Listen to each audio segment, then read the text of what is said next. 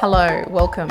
My name is Rebecca and today we're going to be talking about getting ready for school and the role that occupational therapy plays with helping our little ones get ready for big school. So today I'm going to be talking about what occupational therapy does and the role that occupational therapy has with helping your little one get ready for school. We'll talk a little bit about child development and what we expect our children to be able to do at this age.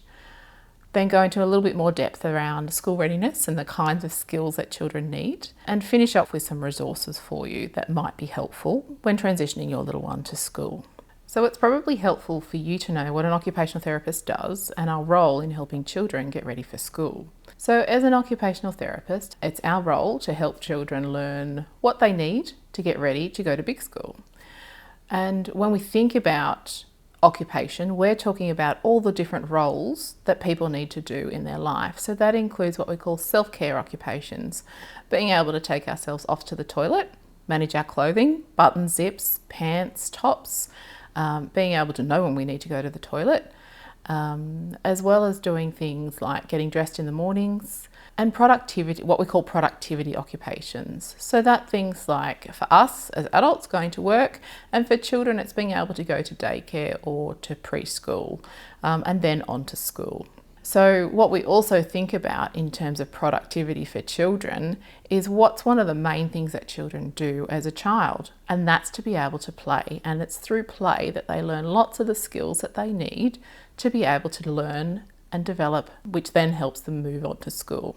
We also have leisure occupations, so being able to do things like swim class, karate, learning new skills, learning to kick a ball, ride a bike, as well as what we call rest occupations. So we do also consider sleep as part of our role as an occupational therapist, because sleep is really important in terms of children to be able to have the concentration and attention skills that they need to be able to sit in the classroom at school to learn. Child development between the ages of 4 and 5 is really important for children to be able to learn the skills they need for when they get to school. So some of those things that we really focus on between that 4 and 5 year age group is developing their independence so that they can get ready for school. Being able to do things like hold a pencil and be interested in doing activities like drawing and colouring. As well as we want children to be interested in starting to understand letters and what they mean. And when I say what they mean, I mean what that letter sounds like, what that letter, where in a word that letter might sit, as well as being able to do things like recognise their own name and start to write their own name as well. We're also looking for children to be able to have an increased amount of concentration and attention to be able to sit and do those activities, because once they're at school, the expectation to be able to sit and learn actively in the classroom is quite high compared with what children have been doing at daycare or preschool or at home prior to going to school. We're also looking at independence again to be able to do things like manage our clothes, manage our lunchbox, our school bags. So there's lots of different skills that children need to get ready for school. Some of those include physical skill development, such as fine motor skills, gross motor skill development, being able to manage their belongings, developing their emotional development for school, as well as their concentration and attention. So if we think first about their fine motor skills, that's being able to do things like hold a pencil, draw a picture, being able to use a pair of scissors, because they'll need to be doing that in the classroom, being able to play with Play-Doh. In terms of our gross motor skills, they need to be able to keep up with other kids in the playground. Can they open their lunch bag? Can they pull their items that they need out of their school bag and put their bag back into the locker where it needs to go? Are they able to manage their clothing when they go to the bathroom? Another area that they need to think about is managing their belongings, because what we don't want is them coming home every day having lost their hat at school, or not being able to find their lunchbox at the end of the day or their drink bottle.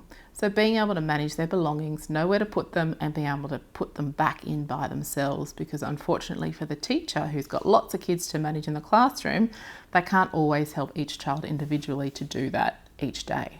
In terms of emotional development, we want our little ones to have some emotional regulation skills. Now, emotional regulation is still something that children need support with at this age, absolutely, but we want to see if we can help them manage some of those skills or provide them with the skills that they need to ask for help when they need it. So one of the big skills that children need is to be able to ask for help and let someone know when they need help. And finally, concentration and attention. So being able to sit in the classroom. We know that there's huge expectations on children to be able to sit in the classroom and learn.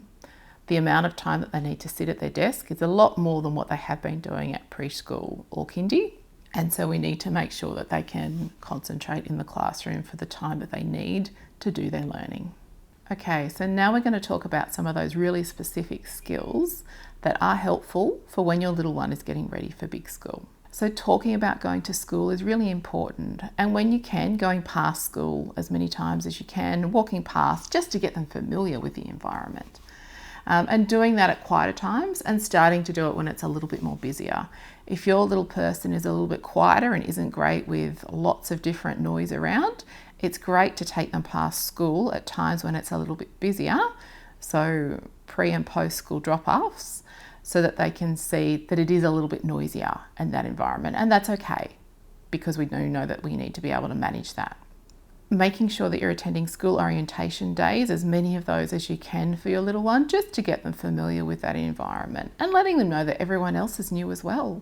For lots of children who may have only attended daycare or one preschool prior to coming to school, this is a huge transition for them. If your little one attended daycare from a very young age, it's unlikely that they will remember that transition, but this is a big one for them. So this may be the first time that they feel like they're going into a new environment. So we want to make them feel safe and comfortable in that environment. So going to school orientations as much as you can is a great way to do that. We can also buy different books about starting school.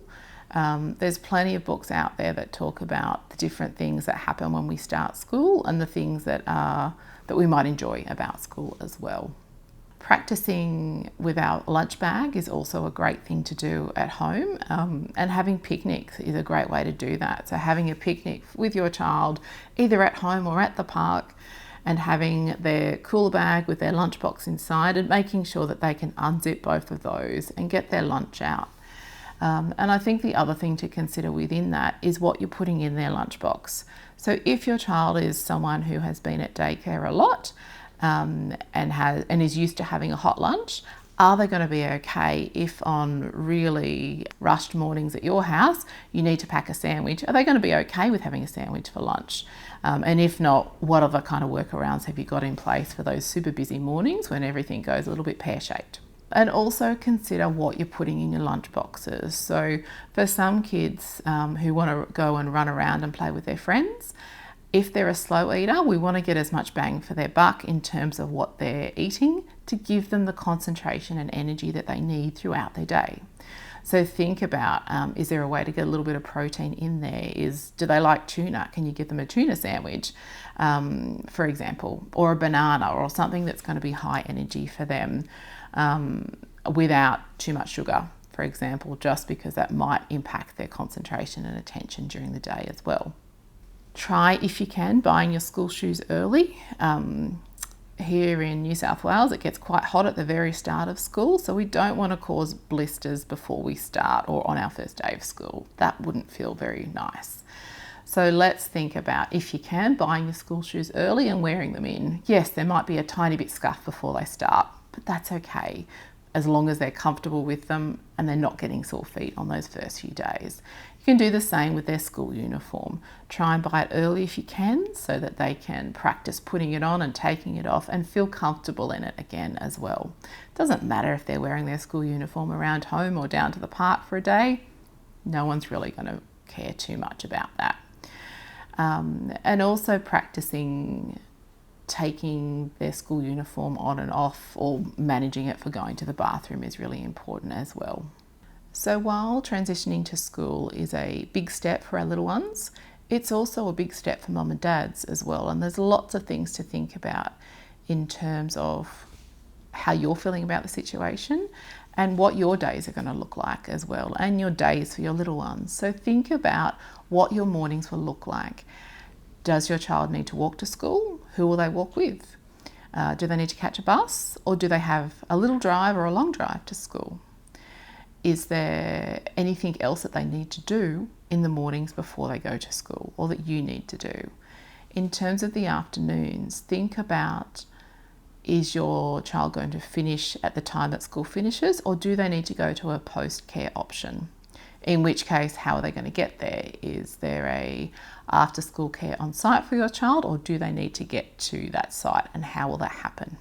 Now, in terms of, sometimes what we do find is that after school, people say their new little ones who have just started have a massive meltdown at the end of school and the end of the school day. So one thing that's happening for them in that situation is that they've had a really full-on time. They're in a new environment, they're learning lots of new things, they need to wear a uniform. It's often quite warm and hot during January, February, when little people start at school, particularly here in New South Wales, and I imagine in other states as well. So they often need a little time and a little space to regulate their own emotions before they can continue with their afternoon. So a couple of things that we can do to help them through that process is to be able to provide them with a drink, preferably with a straw. The sucking motion can be quite calming for children and help to calm down their emotions post-school. Provide them with a snack, and usually something a little bit crunchy is good. Rice crackers, a carrot, an apple, something that's a little bit crunchy, because again, from a sensory perspective, that can be quite calming as well for children. And also, if they've been super busy during the day, there's a possibility that they haven't stopped for very long to eat their lunch, particularly if they wanted to play with their friends on the playground. So they could be really hungry, which could lead to a little bit of hangry, which no one really wants to deal with. The other thing that I would suggest is even spending some time outside after school if you can. Let them run around, get those emotions out from the day, get that nervous energy out from the day before asking them, how was your day today? Wait until a little bit later in the evening routine before you ask that question, because they're still processing, their little minds are still processing what's happened for the day. The other thing that I would consider is post-school activities. So for your little ones in kindy, particularly for first term, I would ask you to consider how well do you think they're going to cope with after school activities. So if they're used to going to swimming, soccer practice, football, cricket, whatever it is, gymnastics, do you feel that they'll be able to cope with that after their school day? Sometimes for that first term, it's nice just to give them a break, let them come home, relax, and get ready for the next school day and process everything that they've learnt in the day. Also consider when you'll do homework and what bedtime's going to work best for what time they need to get up in the morning if they do need to travel a little bit further to school, or if school's closer as well. So another thing to consider with getting ready for school is your little one's anxiety or separation issues. This won't be the case for all children. But some children find the process of separating from mum or dad or a carer a little bit more of a challenge than for other children, and that's okay, everyone's different. So this section may or may not apply to you. But one thing to think about with going to school is different things that are happening in your little one's life may also be impacting how well they're able to manage and cope with the situation of starting at school as well. So some things that you might want to consider is if there's been any changes at home or any trauma that's happened. So if there's been loss of a loved one or a pet, or if you have had a new baby, that can impact how your little person is feeling as well, and might impact their confidence to be able to start school. And that's okay, there's ways around that. For some kids who are a little bit more sensitive, things like even having a rushed morning can make them feel a little bit unsure and unsettled and anxious about their day. So a couple of things that you might want to consider if your child, if you think that your child might be a little bit nervous or have some anxiety or separation issues with starting school. Think about some social stories. So there's lots of books that talk about our emotions, And books that also talk about separating. So The Invisible String is a great book which talks about separation anxiety through the lens of we all have an invisible string with the people that we love, and so we need to tug on that string and that other person can tug back, and we can always know that that person loves us and is thinking about us. There's also different books that we have around emotions which can help our little ones think about how they're feeling and also what they can do about that. Maggie Dent has some amazing books for children and also talks about setting up a special ritual with your child about going to school, or putting something of yours in their bag every day so that they know that you're with them and are thinking about them. As we talked about before, also planning ahead is really good for kids, and talking to them about what they're going to do after school can be a way for them to manage anxiety as well. And talking about their day afterwards and what they're going to do after school is also, again, another way to help children manage anxiety and separation at school. So now we're going to talk about some things to consider in relation to getting ready for school. So if we think about neurodiversity, all children and adults are different and we all learn in different ways, and that's okay. Something's only a problem if it becomes a problem. And that's when we might need support from an occupational therapist, a speech pathologist, a psychologist to help our little people learn at school, and that's okay.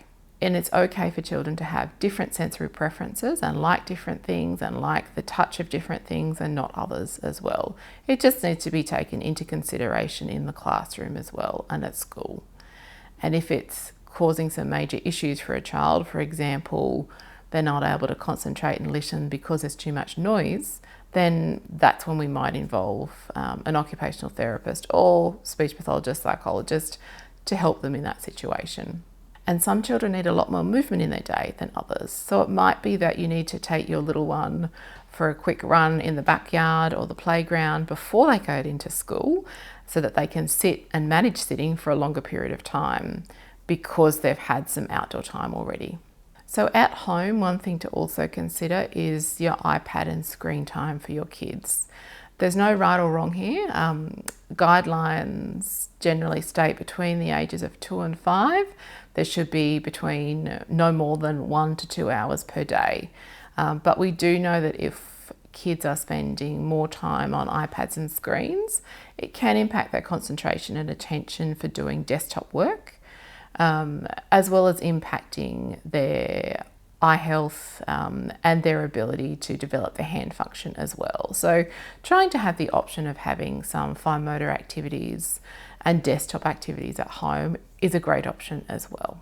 With getting ready for school, we also need to consider life shifts. As I said before, getting ready for school is a huge change for our little people, in the same way that if you are having a new baby come into the house at the same time, if you've moved house, or if there's been some kind of trauma in the family, that may impact your little one and how they're feeling about school. So making sure that you've got a little bit of extra time, which is impossible, I know, but trying to have some special one-on-one time with your little one can be helpful if those situations occur, to help them feel more comfortable and confident in themselves, which will then help with getting ready for school. So if you think your little one might benefit from some additional support when getting ready for school, in the first instance, have a talk to their current daycare educators or preschool teachers, or if you've already done some orientations at school, talk to the school about how you think they're going and the concerns that you've got, or if they've got any concerns about how they're going.